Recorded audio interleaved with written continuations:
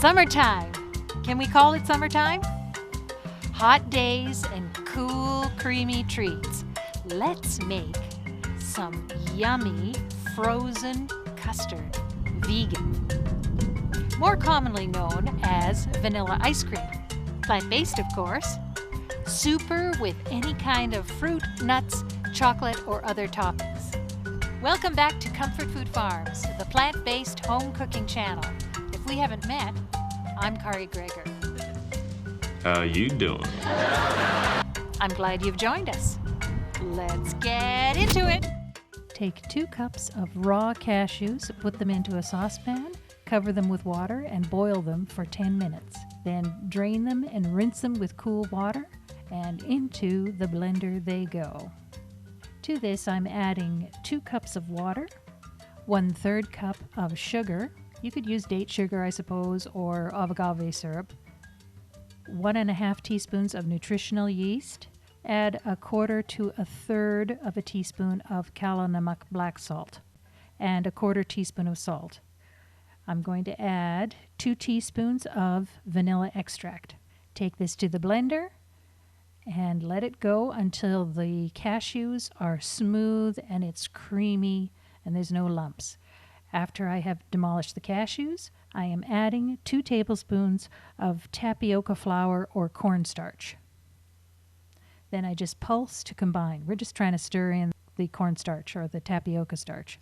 Pour this into a saucepan and take it to the stove and cook it. Cook it until it's thick. This is looking really thick. You can probably tell that this recipe is a little bit of an experiment. My tendency is to fix the problems as they occur while I'm cooking, and I often don't remember to write down what the fixes are. I'm trying to get better at that. Write that down. I have made cashew-based ice cream before with great success. I just have to remember what I did. It's basically like the lemon gelato recipe, only instead of coconut milk, we have cashew milk. The issue here is that cashews, blended cashews, and tapioca are both thickeners when you cook them. So we're getting an overly thick, rich product. I probably could have made this recipe without any tapioca starch at all, but that wouldn't have cut down on the fat.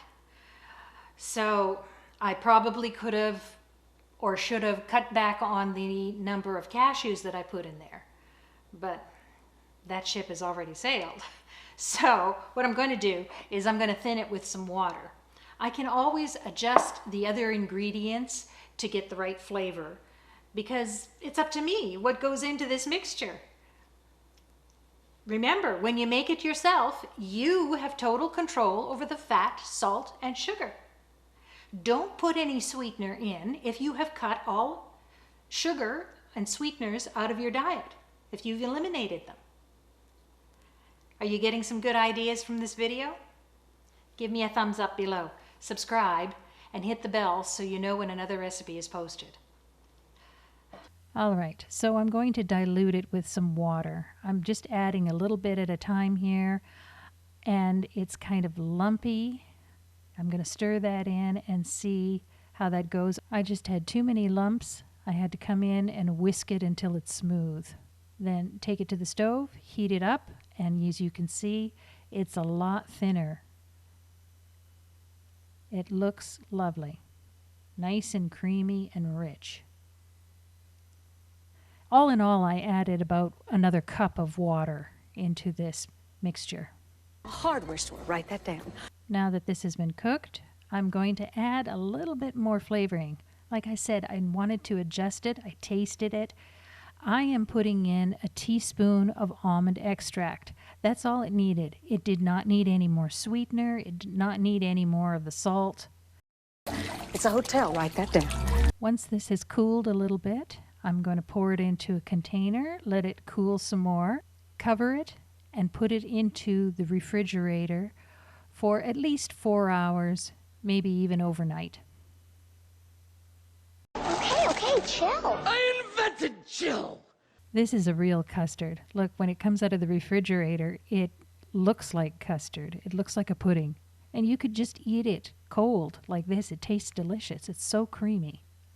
Now I'm assembling the ice cream maker. I put the frozen bowl. This has a freezing substance in the bottom and the walls of the bowl. Put the blades in and put on the top. Now we turn it on. We have to get the blades moving or the bowl being turned around before we start adding in our ice cream mixture. So put that all in there. It is actually looking really thick, like a frozen ice cream right now, like a soft serve. I just want to get it a little bit cooler. And you can see there's a few little lumps coming around, and so it is freezing. When it stiffens up so much that I have to use a spatula to move it, then it's done. Now we have to get it out of there very quickly because the bowl is still freezing. So we don't want it to stick in the bowl and I can't get it out. There we go. The thing about the cashew is that it makes the ice cream a little bit grayish in color rather than white. But isn't it a beautiful ice cream? It is so creamy, so delicious.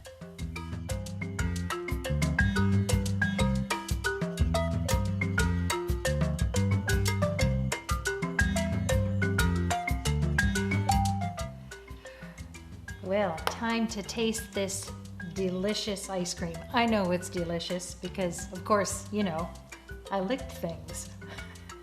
You can't be making ice cream and not lick it.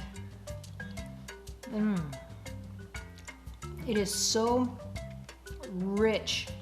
That tapioca, that tapioca flour gives it the thick richness without adding fat.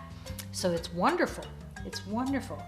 This reminds me of the ice cream that we used to make back on the farm at home when I was growing up. It is delicious. It is that rich, creamy custard ice cream that my mom used to make. It's so good. If you have found this video useful, please give me a thumbs up below and leave a comment. Let me know what you think of this vanilla ice cream. Next video is going to be Southwest salad and dressing, plant-based and oil-free. So, if you don't want to miss that recipe, click on the subscribe button and the bell so that you will know when that recipe is posted. Thank you for watching. And son, there's also something called a liquor store. Write that down.